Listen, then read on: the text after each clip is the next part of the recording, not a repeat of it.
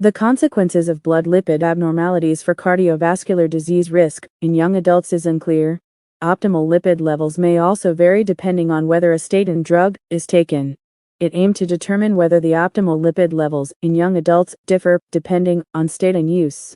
Using a nationally representative database from the Korean National Health Insurance System, 6,350,400 participants, aged 20 to 39 years, who underwent a health examination between 2009 and 2012, were followed through to 2018.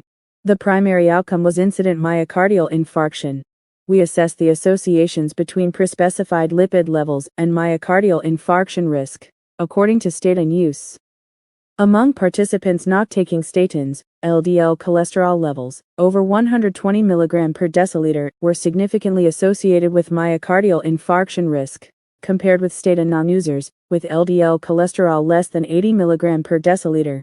Statin users with LDL cholesterol categories less than 80, 80 to 100, 100 to 120, and over 120 mg per deciliter all had significantly higher myocardial infarction risk, compared with statin non-users, with LDL cholesterol less than 80 mg per deciliter. These hazard ratios were 1.66, 1.68, 1.63, and 2.32, respectively. Young adults taking statins have an increased myocardial infarction risk, compared with statin non-users, even when they have similar LDL cholesterol levels. Specific lipid targets may need to differ depending on statin use.